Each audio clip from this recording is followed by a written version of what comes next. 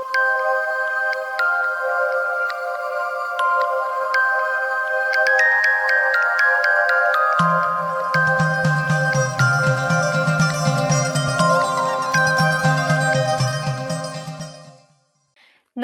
आप सभी का स्वागत है आपके फेवरेट शो नारी बैक टू नेचर में और मैं हूं आपके साथ अंशिका।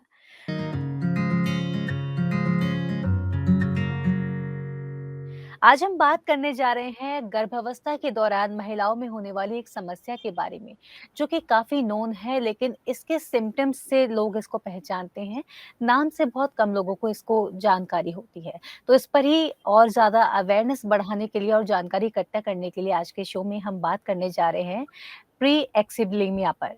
तो इस पर चर्चा करने के लिए हमारे साथ मौजूद हैं डॉक्टर देवयानी जोगी जी। आइए उनका स्वागत करते हैं।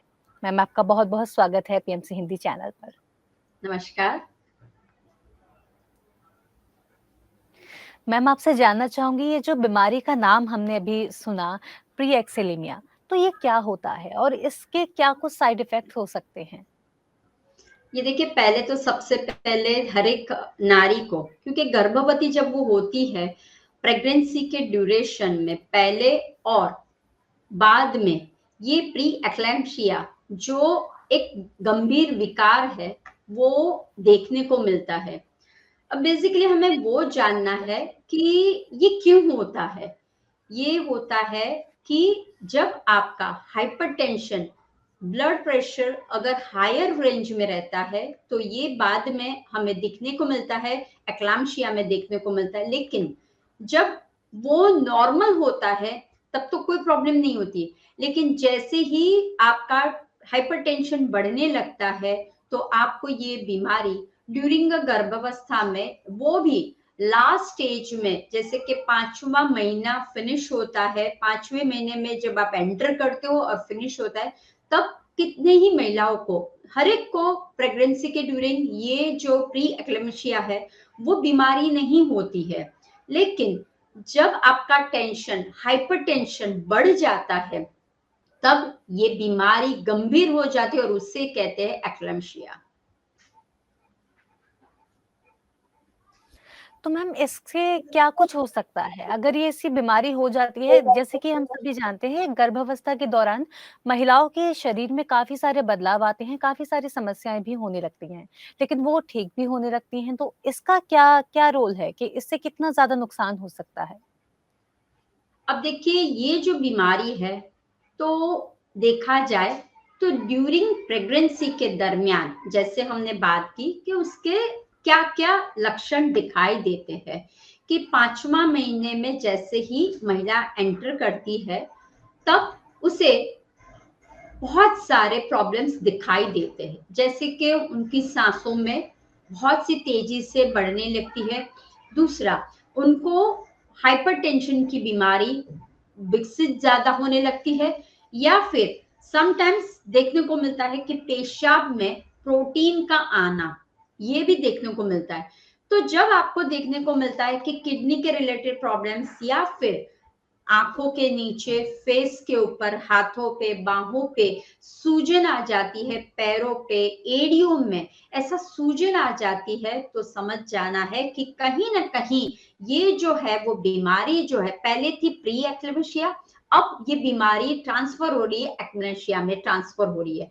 तो ध्यान रखना है कि अगर आपको 5वें महीने के बाद अगर ये सब कुछ दिखाई दे रहा है, तो ध्यान रखना है कि कहीं आपको ये बीमारी से तो जुड़ी नहीं हो। दूसरा, आपका लाइफस्टाइल, आपकी खान-पीन कैसी है, वो भी ध्यान रखना है। और उसके जो साइड इफेक्ट्स में आता है कि जैसे आपको कोई अलग सी बीमारी हो पहले से, वो भी इसके अंदर जुड़ जाती है, तो इसका भी प्री जो एक्लेम्शिया है वो बढ़ जाता है। यानी कि ये जो बीमारी है, इन ऑल ओवर देखा जाए तो माँ और शिशु दोनों पे बहुत सारा, अगर आपने ध्यान नहीं दिया तो वो इफेक्ट ज्यादा हो सकती है। काफी टाइम लोगों का होता है कि ड्यूरिंग प्रेगनेंसी में सूजन नॉर्मल है, लेकिन अगर ये सूजन बढ़ती जाती है, अगर आपको चक्कर आपको उल्टी जैसा या फिर आफ्टर 5th मंथ ऑल्सो थोड़ा-सा सिर दर्द बार-बार रहता है, चक्कर जैसा बार-बार रहता है या फिर आपको लगता है कि मुझे जी मचला रहा है, वॉमिटिंग हो रहा है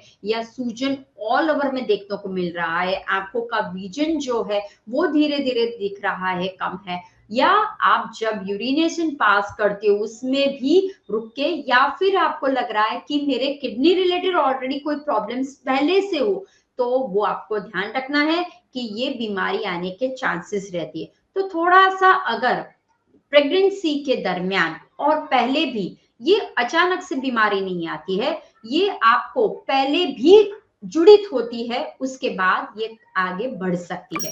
तो थोड़ा-सा अपने ऊपर ध्यान लगाइए, तो आप खुद देख सकते हो कि ये मुझे बार-बार हो रहा है, तो फिर मैं उसका क्या इलाज करूँ? उसके काफ़ी सारे सिम्पटम्स है और ये कौन-सी बीमारी के साथ है और कब खतरा है, वो भी हम आगे देखेंगे। मैम इसके साथ ही आपसे जानना चाहूँगी कि क्या जो अभी बीमारी आपने बताई प्री-एक्सेलेमिया, तो इसके बारे में समझना चाहूँगी क्या इसकी भी कोई स्टेजेस होते हैं जैसे फर्स्ट स्टेज या मीडियम स्टेज और फिर सीरियस स्टेज इसके बारे में भी समझना चाहूँगी? अब देखिए ये जो है उसमें मैंने जैसे आपको बताया कि मोस्ट ऑफ देखो हाइपरटेंशन जो बीमारी है ऐसे तो इसे बीमारी बोलने में आती है लेकिन ये तनाव में आती है जब हम बहुत स्ट्रेस में रहते हैं बहुत टेंशन में रहते हैं तब ये बीमारी कनेक्ट हो जाती है लेकिन जब आप उसको ज्यादा कर लेते हो तो फिर वो दूसरे स्टेज में चली जाती है तो जब आपको पता चल गया है कि जब प्रेग्नेंट यानी कि गर्भावस्था आपने धारण की है और तब आपको लग रहा है कि मुझे ये हाइपरटेंशन की बीमारी है मुझे डायबिटीज की बीमारी है मुझे गुर्दे के रिलेटेड यानी कि किडनी के रिलेटेड बीमारी है तो आपको सचेत रहना है तो फर्स्ट स्टेज में आप अंडरस्टैंड कर सकते हो देन आता है सेकंड स्टेज यानी कि 5th मंथ राइट जो 5th मंथ में अगर आपका ज्यादा हो जाता है फिर भी आप कनेक्ट है लेकिन अगर डिलीवरी के बाद जब आप स्तनपान कर डिलीवरी के बाद भी ज्यादा रहता है तो ध्यान रखना वो थोड़ा सा सीरियस हो जाता है ऐसे तो आप खान पीन के द्वारा और अपने जो भीतर में हो रहा है उसके प्रति अवेयर रहिए नेचर क्योर के द्वारा आप अपने भीतर को और बाहर बहुत ही अच्छी तरह से दोनों को कंबाइन में करके भी कार्य कर सकते हो नेचर के साथ रहना दूसरा जितना मन खुश होगा और आप जो आहार कर रहे हो आप जो विचार कर रहे हो आप जो आचरण कर रहे हो आंखों से कानों से भीतर में जो जा रहा वो भी एक प्रतिकार करने की शक्ति बढ़ाता है लेकिन जब आपकी इम्यूनिटी पावर कम हो जाती है जब आप बार बार ब्लेमिंग करने लगते हो अपने आप को तो वो एक रोग में एक विकार में ट्रांसफर हो जाता है तो स्टेजेस में वही बोलूंगी कि फर्स्ट सेकंड स्टेज ऐसे कोई नहीं है लेकिन हमें ध्यान में रखना है कि during pregnancy before and after अगर ज्यादा लगने लगा है और कंट्रोल नहीं होता है तो वो बेबी के विकार में ध्यान रखिए अगर आपका हाइपरटेंशन कंट्रोल में नहीं रहता है बिकॉज दिस इज व्हाई एक्लेमेशिया होता है रिलेटेड टू हाइपरटेंशन अगर हाइपरटेंशन को आप कंट्रोल नहीं करते हो तो वो बेबी के ग्रोथ में या अर्ली बेबी का बॉर्न हो सकता है या बेबी के कोई पार्ट्स में या कहीं ना कहीं उसको दिक्कतें हो सकती है वो हमें समझना चाहिए तो मैम इसको हम किस तरह से लें कि खतरा बढ़े उससे पहले ही हम इसका उपचार किस तरह से करना शुरू करें? पहले हमें समझना कैसे है कि इसका खतरा अब बढ़ने लगा है? देखिए जैसे स्टार्टिंग में अब बहुत ही 3 मंथ्स तक तो आप बहुत ही एंजॉय कर रहे हो लाइफ लेकिन सडनली आफ्टर आपका टेंशन बढ़ने लगा है या समझ जाइए कि ये कौन कौन सी बीमारी तो पहले अपने आप को जानिए कि ये खतरा कैसे हम रोके तो पहले आपको ध्यान रखना है कि अगर आपको हाइपरटेंशन की बीमारी आपकी पहली ऑलरेडी है तो वो एक कनेक्शन में आता है दूसरा टाइप 1 टाइप 2 डायबिटीज आपको है तो वो भी एक आगे एलोस्मिया में जा सकता है तीसरा है कि अगर मान लो आपके बच्चे जुड़ुआ है सी वो भी एक है या ट्रिपलेट है या डबल है वो एक रीजन है दूसरा अगर कहीं आपकी पहले जो आपका प्रेगनेंसी डिलीवरी हुई थी तब कहीं बच्चा मृत तो पैदा नहीं हुआ था, वो भी एक ध्यान में रखना जैसा है। और जब आपकी इम्यूनिटी या ऑटो इम्यून जो डिजीज हम बोलते हैं, हम खुद ही क्रिएट करते हैं, वो अगर आपको है या आपके घर पे ऐसी कोई टेंडेंसी है माँ की मासी की, तो वो हमें देखने में आता है। या मसूड़ों की प्रॉब्लम्स, देखिए समटाइम्स क्या हो जाता है, हम इग्नोर कर लेते हैं, दांत का प्रॉब्लम है, इट्स ओके, नो प्रॉब्लम नहीं। अगेन अगर आपको कोई मसूड़ रिलेटेड या टीथ रिलेटेड प्रॉब्लम्स है, अगर आपकी इम्यूनिटी कम है, आप बार बार पहले भी थक जाते थे, आपका मूड्स बहुत स्विंग रहता है, आपका एनीमिक में रहते हो आप, या फिर हाइपरटेंशन का बहुत लग रहा है, या किडनी के रिलेटेड आपको यूरिन के रिलेटेड कुछ लग रहा है, तो ये सारा क्या है, खतरे की सिग्नल है। तो ऑलरेडी अगर इसमें से आप गुजर रहे हो, तो आपको ध्यान रखना है कि मुझे चांसेस होने की शक्यता रहती है ये रोग की। तो क्या करना है आपको, पहले प्रिवेंशन करो। पहले जैसे ही आप ड्यूरिंग गर्भवती में आते हो, प्रेग्नेंट होते हो, उसके पहले अपने खान पीन पे, अपने शरीर की ओर देखिए। कैसे देखोगे, जो आप अन्न को ग्रहण कर रहे हो, मान लो आप जंक फूड बहुत खा रहे हो, उसको स्टॉप कर लीजिए। अगर आप जो बाहर जो बेवरेज मिल रहे हैं, सोडाज मिल रहा है, उसको कट डाउन कर लो। अगर आप शुगर की मात्रा ज्यादा ले रहे हो, कहीं ना कहीं छुपा होता है, हिडन शुगर होता है, तो उसकी मात्रा को कम कर दो। तो ये जो सारा है बाहर का जो आपका माहौल है, अगर आप स्ट्रेस वाले माहौल में रहते हो तो उसको आप कम कर लो। पानी का बहुत रोल होता है कि पानी की मात्रा आप कितनी ले रहे हो। अगर आपके भीतर में पानी की मात्रा, फ्रूट्स की मात्रा, वेजिटेबल्स की मात्रा कम हो रही है, वो भी एक कारण हो सकता है कि आफ्टर यू गेट आप प्रेग्नेंट हो जाते हो, लेकिन ये बीमारी, ये विकार जो वो आने के चांसेस रहते हैं। और स्पेशली सॉल्ट, वो ये जो हम आज की जो टॉपिक लेके बैठे हुए एक्लेमेशिया, वो due to the hypertension, due to the salt. जब सॉल्ट के रिलेटेड कोई भी एक्स्ट्रा ऊपर से डाला जाता है या टू मच सॉल्ट लिया जाता है, तब आपका हाइपरटेंशन का रहता है। और खास अगेन, अगर आप समझते हो कि मैं तो गर्भवती हूं, मुझे कुछ नहीं करना है, खाना है, पीना है और रेस्ट करना है, तो ऐसा मत कीजिए। पहले से ही पानी आने के पहले पाल बांध दीजिए, एक ब्रीच तैयार कर दीजिए कि मैं प्रेग्नेंट होने जा रही हूँ, तो अपने मसल्स को बिल्ड कर लीजिए, स्ट्रेंथनिंग कर लीजिए, मन वाणी कर्म वचन और बुद्धि को भी, और मसल्स को स्ट्रेंथनिंग करने के लिए योग है आपके पास। और ब्रीदिंग एक्सरसाइज खास होनी चाहिए, जिससे आपके जो भी प्राण ऊर्जा जो कम हो गई है, देखिए इम्यूनिटी कम होती है जब प्राण ऊर्जा आपकी लेवल कम हो जाए, तो प्राण ऊर्जा को बढ़ाइए। और खास अपने बढ़ते हुए शरीर की तरफ देखिए। सडनली अगर आपका बड़ा शरीर 5वें महीने के बाद आप देख रहे हो कि सडनली मेरा वेट गेन हो रहा है, टू मच वेट हो गया, वो भी एक खतरा है। तो आप ये सब कुछ को संभालिए। योगासन प्राणायाम पहले भी करना है आपको, और ड्यूरिंग प्रेगनेंसी में भी करना है। कुछ नहीं तो आप बैठे बैठे सूक्ष्म व्यायाम कर सकते हो, अगर आपको लग रहा है कि मुझे ये खतरा है। सूक्ष्म व्यायाम और breathing exercise is good for the hypertension के लिए, और हाइपरटेंशन से ही ये प्रॉब्लम्स होता है। तो वो ब्रीदिंग एक्सरसाइज और मन को जितना आप शांत रखोगे, उसके लिए हमारे पास ध्यान है। तो ध्यान के माध्यम से भी आप हर एक प्रकार के रोगों को निकाल सकते हो।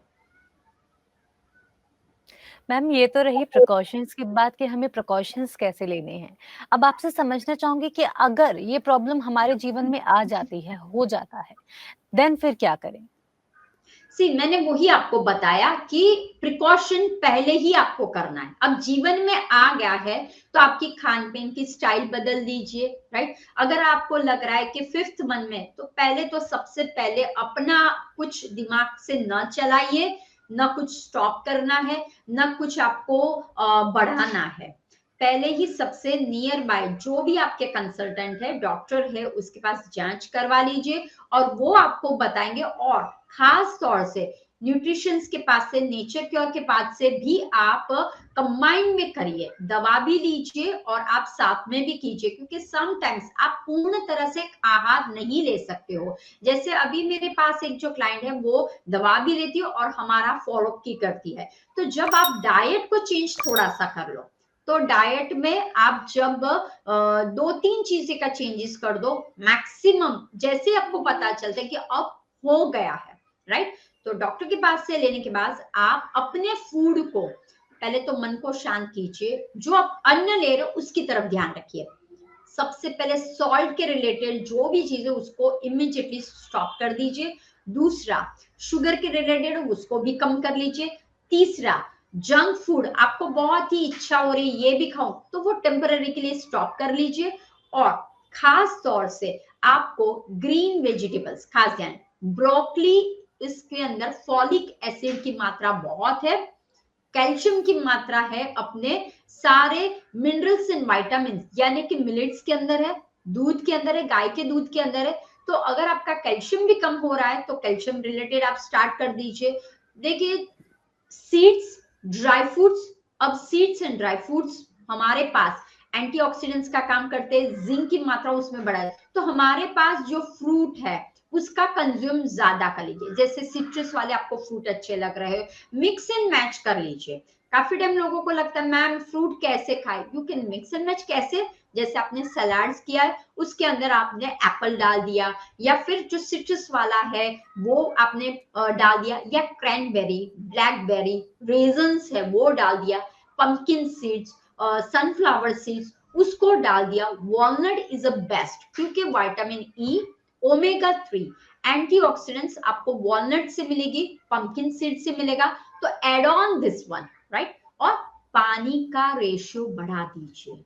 अगर पानी का कम हो रहा है तो आप कोई भी हिसाब से, जैसे लेमन वाटर पिया, कोकोनट वाटर पिया, फिर खीरे का जूस पिया आपने, या फिर आपने इमली है, राइट, जो मचला है, तो उसको बहुत कॉन्सेंट्रेट में मत पीजिए, लेकिन थोड़ा सा ले लीजिए, वो कर सकते हो आप। संतरे का ले सकते हो आप। तो इस तरह से लेना शुगर। अगर आपको लग रहा है कि मुझे ज्यादा फील अनकंफर्टेबल लग रहा है, तो जस्ट वाटर के अंदर आप नींबू को थोड़ा सा ही डाल दीजिए और पी लीजिए, वो भी आपको हेल्प करेगा। या फ्रूट की तरफ चले जाइए, थोड़ा थोड़ा सा कंज्यूम कीजिए, तो जैसे ही शरीर में फ्रूट जाए, क्योंकि ब्लड वेसल में प्रॉब्लम्स होता है, प्लेसेंटा ध्यान रखिए, राइट। ये क्यों होता है वो भी हमें जानना बहुत जरूरी है कि क्यों हो रहा है ये, और उसकी इफेक्ट बच्चों पे कैसे हो सकती है वो भी जानना बहुत जरूरी। लेकिन फूड में आप चेंज कर लीजिए, जब आपको पता ही चल गया है तो जानोगे तो पता चल जाएगा। जी मैम, तो मैम आपसे अब यही जानना चाहूंगी कि इसका असर बच्चों पर क्या पड़ता है? अब देखिए, वही एक बहुत सारा सभी महिलाओं के मन में रहता है कि मुझे हाइपरटेंशन है, मुझे डायबिटीज है, मुझे थायराइड है, तो मेरे बच्चों पे, या फिर मुझे बोन रिलेटेड खास ध्यान रखना। अगर आपको बोन रिलेटेड गम आपको लगता है, टीथ आपको लगता है, दिस इज नॉर्मल नहीं। कोई भी चीज को वो बार बार आपको आती है तो उसे नॉर्मल मत समझिए और अपने आप करने की कोशिश मत कीजिए। काफी लोग गूगल बाबा से, यूट्यूब से बहुत करते हैं। Instead of just go near by, अगर आपके पास कोई सेंटर है, नेचर क्योर का है, न्यूट्रिशंस कोई आपके पास है, उनके साथ पहले कंसल्ट कर लीजिए और अपनी लाइफ को सुधारने की कोशिश कीजिए। और योग को अपने भीतर में जैसे डालोगे, तो अपने भीतर में एक छोटा सा नन्हा सा बच्चा होता है, वो कहाँ पे पलता है? तो पहले तो आपको मैं बता देती हूँ कि हमारे भीतर में यूट्रस, और यूट्रस से एक जो कैनाल निकलती है, नर्व निकलता है, प्लेसेंटा उसे बोलते हैं, राइट। ये प्लेसेंटा के थ्रू ही आपका जो भी ब्लड, जो भी पोर्शन है वो बच्चों को मिलता है। जब आपको ये बीमारी जब आने लगती है, आपको लगने लगता है, तब बच्चों का जो ग्रोथ है, ध्यान रखना है, वो कैसे होने लगता है? एबनॉर्मल की तरह होने लगता है। उसका जो ग्रोथ होना चाहिए प्रॉपर वो नहीं होता है। तो वो एक हमें ध्यान रखना है। दूसरा, मे बी जब प्लेसेंटा प्रॉपर काम नहीं करता तो रोग प्रतिकारक शक्ति भी प्रॉपर काम नहीं करेगी। इतना आपकी, एक तो रोग प्रतिकारक शक्ति प्रॉपर नहीं है, प्लेसेंटा प्रॉपर काम नहीं कर रहा है, और दूसरा जो हमारे भीतर में पोषण नहीं जा रहा है, मल्टीविटामिन्स, मिनरल्स, फाइटोन्यूट्रिशंस नहीं जा रहा, उसकी वजह से बच्चों में जो डेवलपमेंट, जो ग्रोथ होना चाहिए वो प्रॉपर नहीं हो, और बच्चा अगर बाहर निकलता है तब आइदर कुछ फोड़खापन वाला, या फिर उसके विजन में कोई प्रॉब्लम, या फिर उसके कोई related to nerves, related to बच्चों का आपने देखा हो कि बॉर्न करते ही उनको डायबिटीज का, बॉर्न करते ही उनको पीलिया का, बॉर्न करते ही उनको हो जाता है, बिकॉज अगर प्रॉपर प्लेसेंटा हमारा काम नहीं करता है तो बच्चों पे ये प्रॉब्लम्स होने की शक्यता रहती है। तो खास करके ध्यान रखना है कि हमारे थ्रू ही प्लेसेंटा हमारा प्रॉपर वर्क नहीं करता है, यानी यूट्रस, हमारे जो भीतर यूट्रस से जो नर्व जाती है वहां से हम प्लेसेंटा, और प्लेसेंटा के द्वारा ही आपको जो भी आप अन्न लेते हो, वो मन से, तन से, कहीं से भी अन्न ग्रहण करते हो, उसमें अगर पोषण की मात्रा कम हो या फिर मिनरल्स की, फाइटो न्यूट्रिशन की मात्रा कम हो, तो क्या हो जाता है, बच्चों का ग्रोथ। अब बच्चों का ग्रोथ प्रॉपर न होने की वजह से आइदर वो डिसेबल, उसमें कुछ दिखाई देता है, कुछ ना कुछ उसमें खामी, या फिर आप देख सकते हो उसका विजन है, या कभी कभी आपने देखा होगा बच्चों को जन्मजात ही कहीं ना कहीं कोई रोग अंदर एंटर हुआ है, या फिर उसको डायबिटीज की शिकायत है, या उसका जो डेवलपमेंट संपूर्ण तरह से होना चाहिए, ब्रेन है, पूरे ऑर्गन से सब कुछ, जो हाथ पैर प्रॉपर वर्क होने चाहिए वो नहीं होता है। तो हमें बस ध्यान वो रखना है कि हमारे, क्योंकि प्लेसेंटा के थ्रू ही ऑक्सीजन कैरी होता है, और अगर वहीं पे तो सांसों की तकलीफ, इम्यूनिटी अगर आपकी कम है तो वो भी जाता है सब कुछ। तो इन शॉर्ट में आपको बस वो ध्यान रखना है कि जब आप गर्भवती होते हो, एक बहुत में अच्छी तरह से आपको सोचना, जब आप गर्भवती तो आपको सोचना है मुझे एक नया जीवन मिल रहा है, और मेरे भीतर से एक नए जीव को मैं, यानी कि भ्रूण को मैं, नए छोटे से बच्चे को मैं जन्म देने वाली हूँ। तो मेरे भीतर में अगर प्रकृति माँ है तो मैं भी कुछ प्रकृति माँ के द्वारा ही मैं भी एक छोटे से सीड्स को पैदा करूंगी, और उसके बाद वो भी डेवलप बड़ा होगा। लेकिन जब आप गर्भवती होते हो और बहुत सारा तनाव में, बहुत सारा खान पीन में अगर आप चूजी रहते हो, मुझे यही, या फिर आप बहुत सारा रेस्टिंग पे करते हो, लथार्जिक जैसे रहते हो, तो वो एक इश्यू हो सकता है अपने बच्चों पे, और दूसरा कि कोई ना कोई बीमारी आप में हो सकती है। तो डू वन थिंग, जब भी आपको पता चले यू गेट प्रेग्नेंट, तो एंजॉय कीजिए अपनी लाइफ को, ऐसा स्ट्रेस में मत रहिए कि अब क्या होगा, अब मैं कैसे करूंगी, ये सारे जो छोटे छोटे सवाल होते हैं, वॉमिट हो गया, नहीं वॉमिट होती है कोई बात, उल्टा अच्छा है कि बच्चा डेवलप अच्छा हो रहा है, आपको जी मचला रहा है, वॉमिटिंग हो रहा है, तो this is a sign, good sign है कि बच्चा अच्छी तरह से डेवलप हो रहा है, उसको एंजॉय करके ले लीजिए, योग कीजिए, ध्यान कीजिए। और दूसरा, म्यूजिक थेरेपी बहुत ही इसके अंदर कारगर साबित हुई है। जब आप म्यूजिक थेरेपी करते हो या फिर कुछ ऐसे स्वाध्याय करते हो, अच्छे अच्छे बुक्स रीड करते हो, तो वो क्या हो जाता है, पोषण बच्चों के भीतर भी जाता है, और वो कहीं ना कहीं कोई प्रॉब्लम्स होता है तो उसको भी निकालने में मदद करता है। तो आपको मैं वही बोलूंगी कि बच्चों का ग्रोथ अगर आपको स्पिरिचुअल वे से करना है, अगर बच्चों का ग्रोथ अगर आपको फिजिकल वे से करना है, तो आपको हमेशा खुद को, सेल्फ को लव करना चाहिए, और दूसरा, जितना आप अपने ऊपर खान पीन के द्वारा और मन स्वस्थ रखेंगे, हैप्पी रहोगे, तो आपका बच्चा और आप भी हमेशा स्वस्थ रहोगे। Thank you so much ma'am, इतनी सारी आपने नॉलेज हमारे साथ शेयर की। और कई बार ऐसा होता है कि हम अपना ध्यान नहीं देते हैं। प्रेगनेंसी में महिलाओं को चिंता बढ़ जाती है, जैसा कि आपने कहा कि अब क्या होगा, कैसे करना है। तो जैसे कि आपने बताया कि हमें उस पीरियड को भी एन्जॉय करना है और खुश रहना है, जैसे कि कहा जाता है। तो और भी जो समस्याएँ हमारे जीवन में आती हैं, वो थोड़ी-सी कम आएँगी और नहीं भी आएँगी।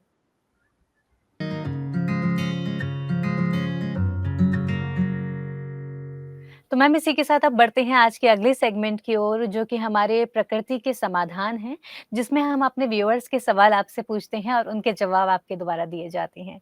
मैम आज का पहला सवाल है हरदोई यानी एमपी से माया जी का, जिनकी उम्र 22 वर्ष है। उनका सवाल है कि प्री एक्लेम्पसिया होने पर क्या नहीं खाना चाहिए?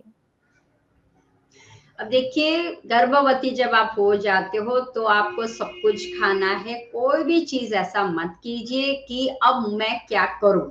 बस वही ध्यान में रखना है, जंक फूड नहीं खाना है, सॉल्ट रिलेटेड आपको कोई भी चीज़ नहीं खानी है और यस, आपको बहुत सा जी मचलाएगा तो आपको इच्छा होगी soda, Coke, diet, energy drink, उसको भी आपको बंद करना है और घर से जो हमारे किचन से जो हमारी दादी नानी जो परोसती है, दाल, रोटी, सब्जी, रायता, चटनी, फ्रूट्स, सलाड्स, एवरीथिंग, सब कुछ आपको खाना है। अनलेस अगर आपको प्रोटीन की मात्रा है तो फिर उस पे ध्यान लगाइए। बाकी आप सब कुछ खा सकते हो, मन को खुश रखिए तो कुछ भी नहीं होगा। अगर आपको लग रहा है कि किडनी के रिलेटेड ऑलरेडी आपका प्रॉब्लम्स है, तो फिर आप क्या कीजिए, प्रोटीन की मात्रा को थोड़ा सा बैलेंस में कर लीजिए, बाकी आप सब कुछ खा सकते हो। Thank you so much ma'am इस सवाल के जवाब के लिए। आशा करते हैं माया जी आपको आपके सवाल का जवाब मिल गया होगा। इसी के साथ बढ़ते हैं आज के अगले सवाल की ओर। अगला सवाल है दिल्ली से मनीषा जी का, जिनकी उम्र 27 वर्ष है। ये जानना चाहती हैं कि प्रेगनेंसी के कौन से मंथ में हमें अपना कितना ख्याल रखना चाहिए? देखिए, प्रेगनेंसी में ऐसे तो देखा जाए तो फर्स्ट ट्राइमेस्टर यानी कि 3-3 का होता है, दूसरा, तीसरा ऐसा। तो आपको फर्स्ट ट्राइमेस्टर में बहुत ध्यान रखना होता है क्योंकि भ्रूण तब अंदर बीज के रूप में आता है। आपका एस्ट्रोजन और प्रोजेस्टेरोन लेवल जो होता है वो इम्बैलेंस हो जाता है, आपके हार्मोन में गड़बड़ी हो जाती है, तो कहीं न कहीं आपको ना खाने की इच्छा होती है, ना आपका नींद प्रॉपर आता है, आपको जी मचलाता है, कहीं ना कुछ होता है।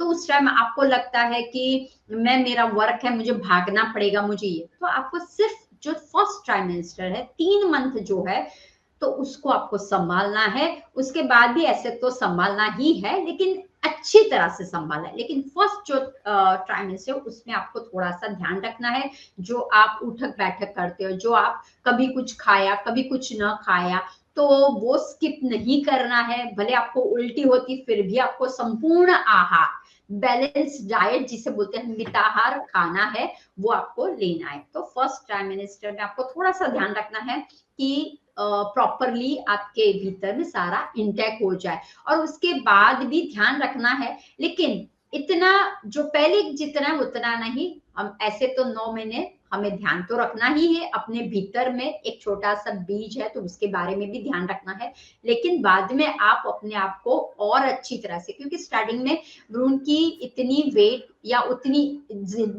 वजन न बढ़े, यानी उसका वजन नहीं इतना होता है, तो इतनी चिंता नहीं है। अगर आपने खाया और थोड़ा सा रख भी चले, लेकिन बाद में सेकंड ट्राइमेस्टर से उसका वजन बढ़ने लगता है, तो आपको उस तरह से अपनी डाइट में उसे एड ऑन करना पड़ेगा। जैसे उसके वजन बढ़े, उसका बोन, उसके एवरीथिंग जो हो जाए, वैसी आपको खान पीन की चीजें ग्रहण करनी है। Thank you so much ma'am इस सवाल के भी जवाब के लिए। आशा आशा करते हैं मनीषा जी आपको आपके सवाल का जवाब मिल गया होगा।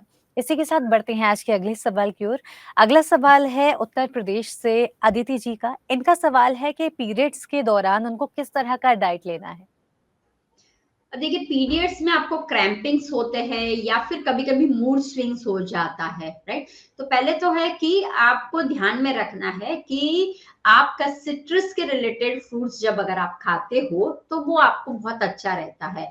दूसरा, लिक्विड यानी कि सूप बेस पे आप जाइए, ठोस आहार मत करिए। जितना आप ठोस आहार यानी कि पराठे है, गेहूं है, या फिर आप मसालेदार टिक्की खा रहे हो, या फिर आप बर्गर खा रहे हो, पानी पूरी खा रहे हो, या कुछ ऐसी, तो उस पे आप ध्यान रखिए, क्योंकि उससे हमें मिनरल्स नहीं मिल रहा है, न्यूट्रिशंस नहीं मिल रहे हैं। तो आपको बस ड्यूरिंग पीरियड में भी आपको वो ही ध्यान रखना है कि उसको हार्मोन को बैलेंस करना है, क्योंकि पीरियड के वक्त आपका हार्मोन अप एंड डाउन होने के चांसेस रहते हैं, फ्लो जाने के चांसेस रहते हैं, क्रैम्प्स आने के चांसेस रहते हैं। आप है जिंजर है, अजवाइन है, क्लव है, राइट, ऐसे स्पाइसेस को आप ऐड ऑन कर सकते हो। दूसरा, हमें लेवेंडर, एक अरोमा थेरेपी होती है, तो लेवेंडर का डिफ्यूजर लगाइए, लेवेंडर रखिए, तो आपका जो हार्मोन इम्बैलेंस हुआ है वो भी कम होने लगेगा। जब आप लेते हो chocolates, it's very nice, like dark chocolate, it's balance your immunity and balance आपका हार्मोन में रहता है। तो dark chocolate with the seeds ले सकते हो और कंज्यूम आप कर सकते हो। खाना सब कुछ करना है, पर ध्यान रखना है कि अगर हार्मोन आपका गड़बड़ हो रहा है तो उस हिसाब से आप खाना खा लीजिए। Thank you so much ma'am इस सवाल के भी जवाब के लिए। इसी के साथ बढ़ते हैं अगले सवाल की ओर। अगला सवाल है दिल्ली से पवित्रा जी का। इनका सवाल है कि पीरियड्स के दौरान क्या योगासन कर सकते हैं? ये बहुत ही अच्छा सवाल पूछा।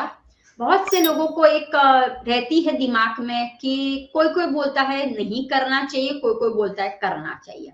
अब देखिए, पहले तो ये समझना है कि जब हमारा मेंस्ट्रुअल की साइकिल आती है, तब मसल्स आपके क्या हो जाते हैं, खींचते हैं और कम हो जाते हैं, खिंचाव, तनाव, वो पोजीशन हो जाती है।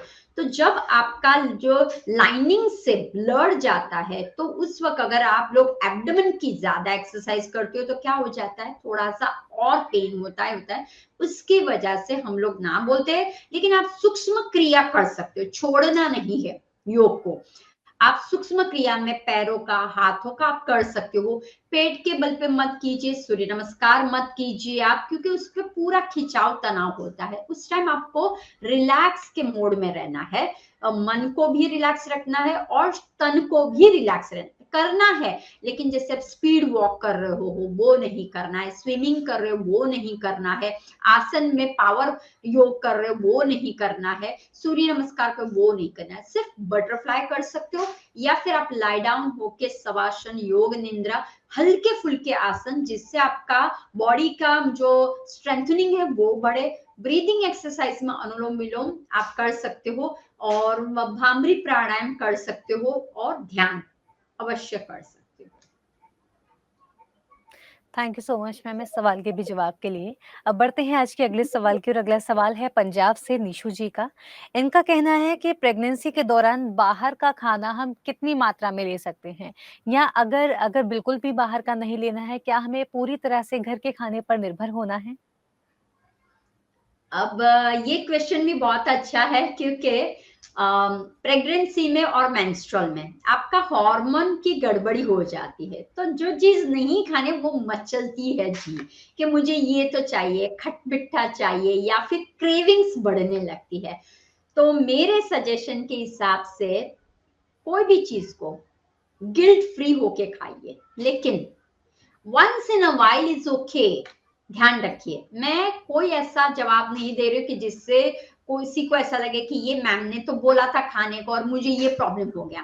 आपको पता होना चाहिए कि ये बाहर की आइटम में जो खा रही हूँ वो शुद्ध है, वो घर के तरह ही है, और वो बहुत स्पेसिफिक वाटर ध्यान रखना है, क्योंकि वाटर से ही विषाणु तत्व, बैक्टीरियल और वायरल जो होता है, गंदगी जो होती है, वो वाटर से होता है। 80% रोग होते हैं।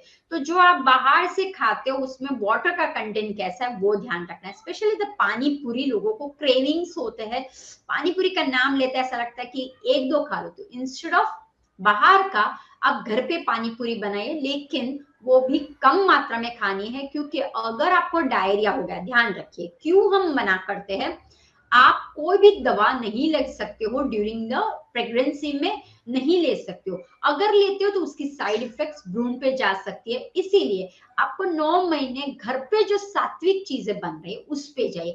आप घर पे रह के पानी पूरी खा सकते हो, आप घर पे इडली, सांबार, डोसा, वड़ा पाव, व्हाटएवर आपको चाहिए, लेकिन घर से बना हुआ। आप स्वीट्स खाना चाहते हो ले सकते हो, लेकिन घर का बना हुआ का तो आपको पता होता है कि आपकी मम्मी बहुत प्यार से, दिल से बना के दे रही है, तो उसकी जो पॉजिटिव ओरा है, पॉजिटिव वाइब्स है, वो आपके भीतर में जाए, और आप जब प्रसन्न होते हैं तो आपकी बेबी में भी वो जाता है। तो कोशिश कीजिए कि मम्मी का हाथ का, माँ का हाथ का अगर आपको खाना मिल जाए तो वो तो बहुत ही बढ़िया है। अगर माँ का बिजी है या नहीं हो सकता, तो आप खुद थोड़ा सा टाइम निकालिए और माइंड को लेके जाइए किचन में, और कुछ भी मिक्स, भेल खा लीजिए, चटपटी भेल खा लीजिए, या शिंगदाने जो चटपटे आते हैं वो थोड़ा सा, लेकिन कोशिश करना स्पाइसेस कम मात्रा में हो। जो बाहर सिट्रस होता है वो कम मात्रा में हमें लेना है, तो आप इंस्टेड ऑफ सिट्रस नींबू का प्रयोग कीजिए, नॉट अ सोडे का या फिर जो नींबू के फूल आते हैं या फिर ऐसे कोई केमिकल्स वाला तो उसको नहीं लेना है। तो कोशिश करनी है घर का आहार ही बेस्ट आहार है। Thank you so much ma'am इतने सारे सवालों के जवाबों के लिए और इतनी सारी भ्रांतियों को खत्म करने के लिए भी।